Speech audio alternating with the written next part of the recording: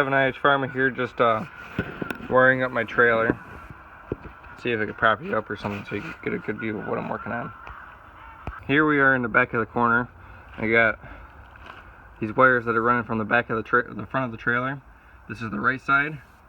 You have your green, which is for the forward plug. Green is your stop and turn signals, and then your brown is your tail lights. For the wiring harness I got for my plugs, the black is my tail lights. They always run. And then the red is my stop lights and my turn signals. Right here I have a butt connector that goes from I think like 18 gauge up to 14 gauge. I think that's what that is.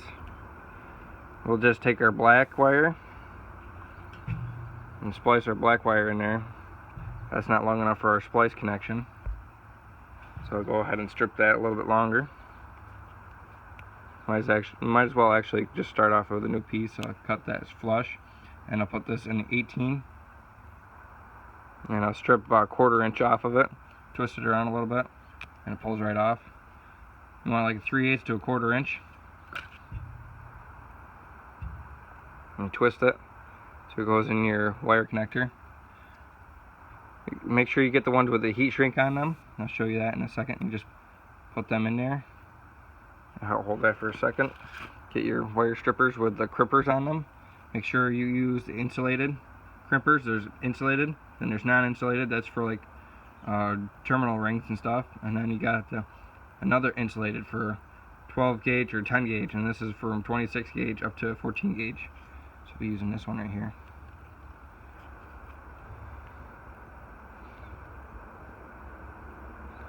Be careful not to use the little nippers that are on the end of your wire cutters as well. Then you'll just defeat the purpose of what you're doing. Just cut it right off. I usually try to do 2 crimps on it, and it didn't hold. So we gotta redo that one. And you can't just put it back in there and try again. You have to completely take that off and put it in there again. Actually, this one, I might be able to save this one. It's still around. See if I can twist this around and save it, which is doubtful. I don't think I got a strong enough crimp on there. You gotta really crimp on them.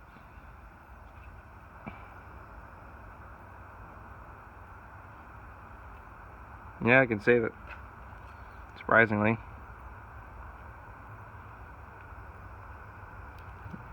No, there's no saving that. I gotta cut that off and try again. It's not that hard to cut it off. I'm going to cut off inside here because I didn't heat shrink it yet. Save a little bit on wire. So this is 14 gauge wire. So this is a Harbor Freight kit. It's 14 gauge wire. This is 14 gauge amp wire stranded. That's solid wire 12 gauge. This is stranded. Meant for automotive applications. So you got that, now we twist it.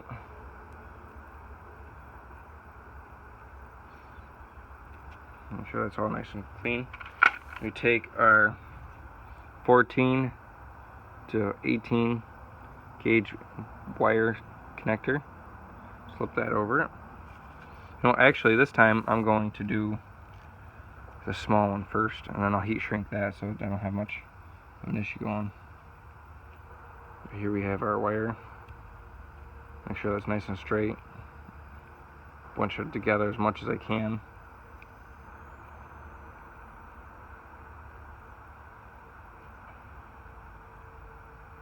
And then we got our wire, we got our butt connector.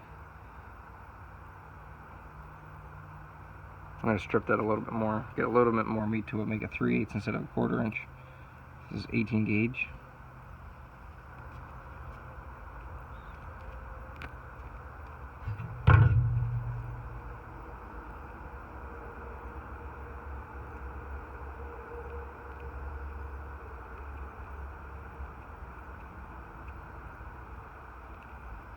There we go, we got our wire.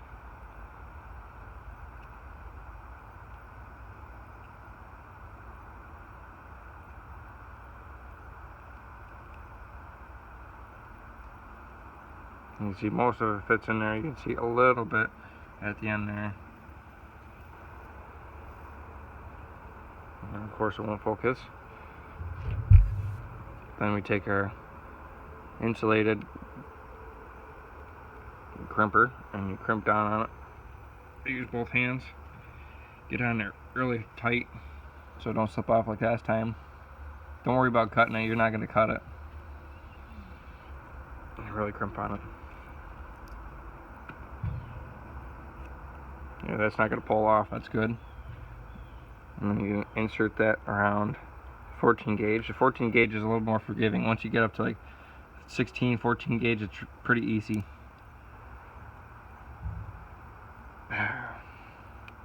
Once you get up past 12 gauge, though, if you get up to 10 gauge stranded wires, it gets kind of difficult yet again in its own way. 16, 14 is like a happy medium. Then you take your heat gun. I got my Drill Master heat gun.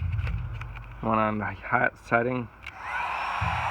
And you want to heat the whole thing. You want to go from the middle out. Work all the air out of it. Make sure it's going to shrink straight up.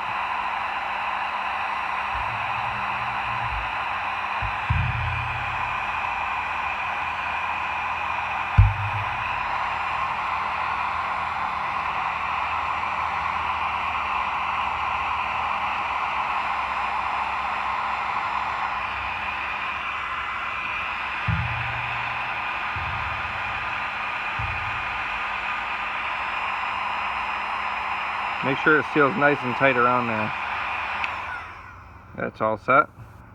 And now we can move on to the turn signals and stoplights, which is the red wire. You just repeat the process. If you want to do a splice like in the middle of your trailer, you do like what I did over here.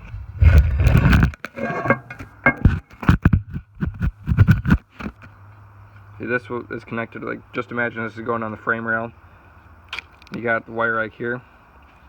And for running lights, it's a brown wire. So you take the two, like you roll it over to the brown, you take your snippers, you take the very end, just cut the one wire. Just cut one wire, pull them apart, and then you can butt connect two wires together. So I have like a wire here. Imagine this wire and this wire.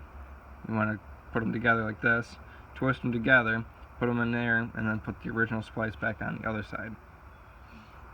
And that will ensure a proper wiring of the trailer. I'll show you that here in a second. But when you're all done with this, you want to put your wire back in the loom. I highly suggest getting wire loom. I think this is like a half-inch wire loom. It's the minimum you need for the 4-way trailer wiring. Now you got all your wires spliced together.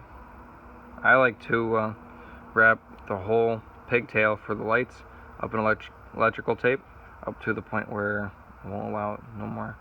So probably a good 10 inches.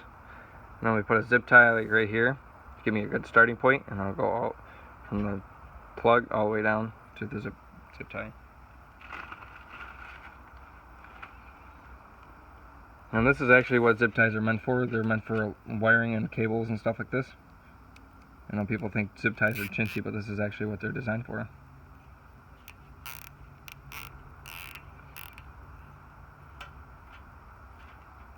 And I'll feed this through so they're all even length going into the zip tie. So once they're tied with a zip tie, they're kind of permanent. And the red is still kind of long. And you can just cinch on that with a zip tie. You'll cut the end of it off.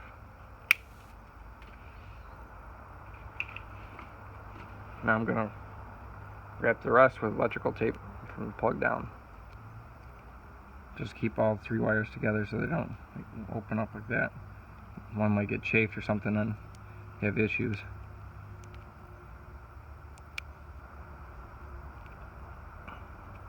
Doesn't have to be really thick. It's just enough to hold the wires together.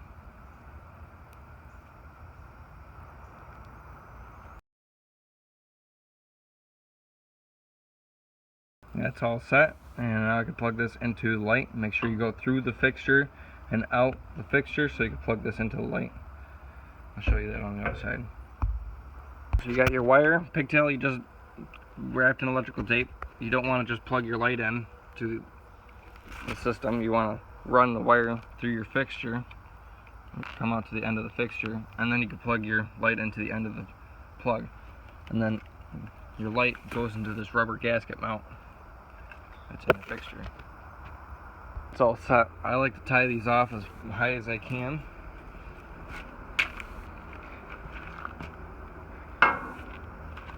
So we're going to zip tie them up. I'm going to drill a hole right here so we can zip tie all this up here, and I'm probably going to just tape that up or something temporary, because if you want to change the bulb, you have to have some slack in this for the bulb to come out of the socket with the plug without ripping it off. Tied up nice and neat, and that will last us. And we just cut the cable.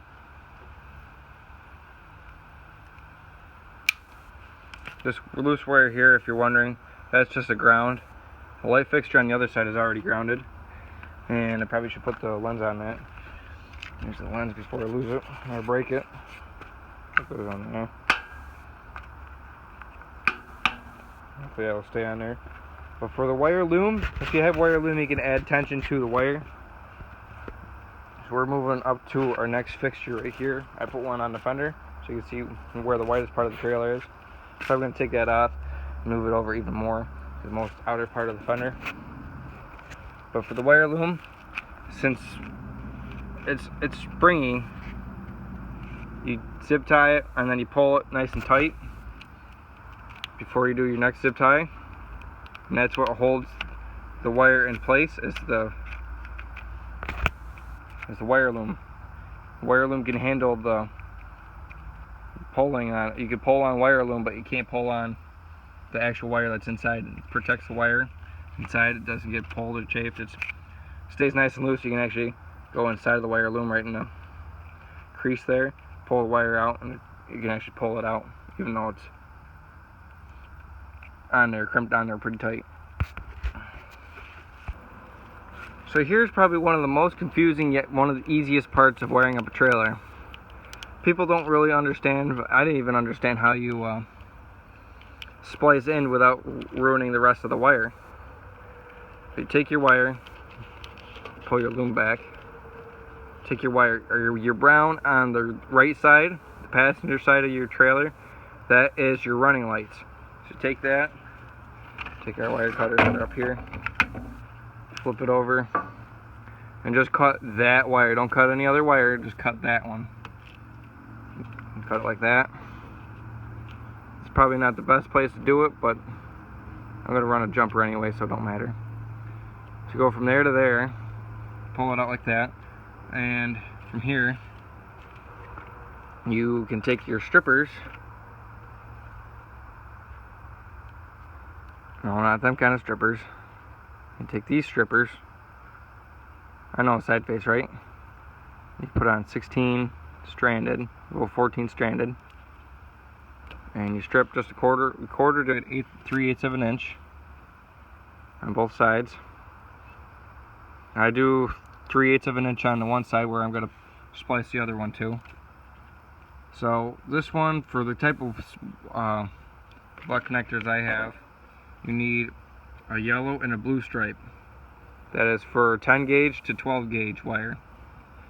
So you can put the blue stripe onto your wire there,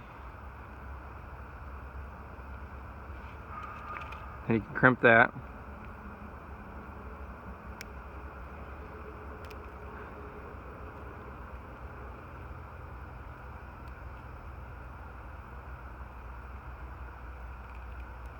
And now you want to take some extra wire. I got some extra wire here from the back of the trailer. That's why I did the back of the trailer first. So you can take the extra from that and split it in half, because it's brown. You want to use brown wire. You take your cutters just to help you start, and you split it apart to the length you need. Probably a foot is long enough for me. And then I strip it through a 3/8 of an inch.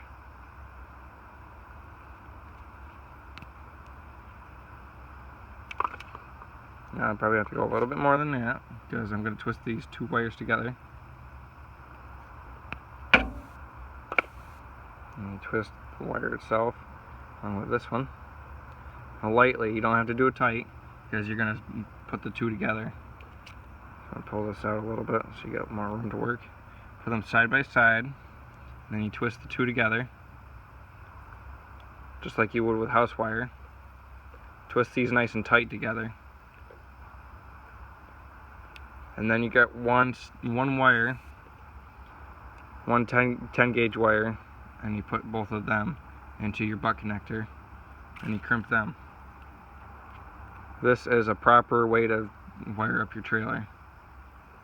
So you want to make sure your connection is in the butt connector nice and tight. Push it in while you're crimping it.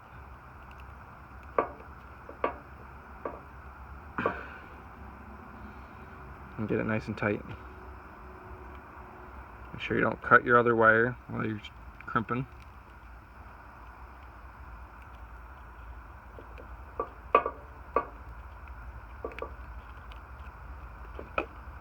There, that won't pull out. And then you can take your heat gun on your hot setting.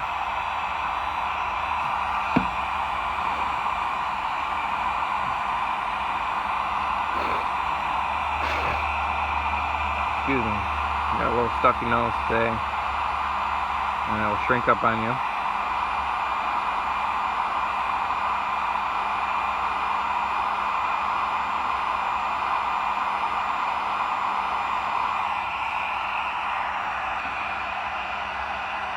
Make sure you get all sides of the wired connector.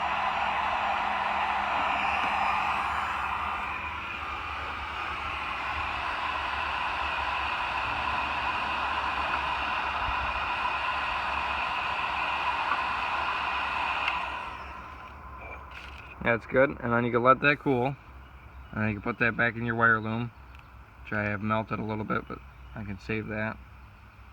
Let it cool and it be able to use it again. I have to go in there with wire cutters or something, cut the gap back up again.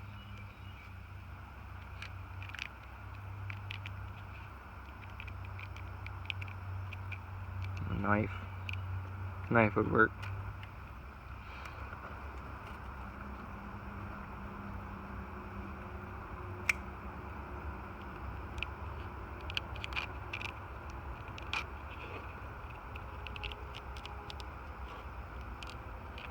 Hey, things happen. And then you can put your wire back into the loom.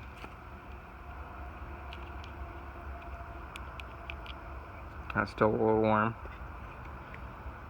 I'm going to take my wire from the light that's on the other side of this C channel. Here's that wire. It's already stripped for me and it's soldered. You don't have to have them soldered, but it helps. I'm going to take this to the length I need to go to that. And I'm going to cut it a little bit extra. I can go over here, strip it,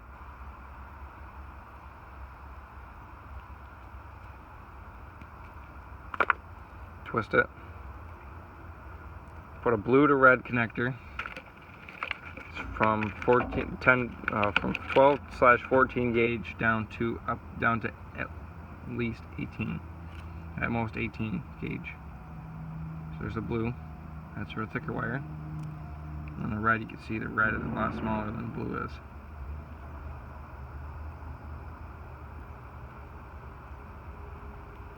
So that's crimped. I can heat shrink that once I get the other wire in there. Just keep my crimpers on there and then insert it and crimp.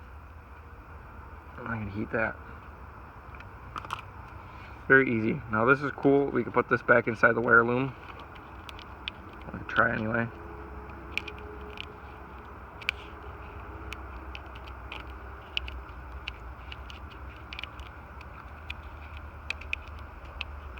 I have extra wire loom. I'll probably just end up replacing this.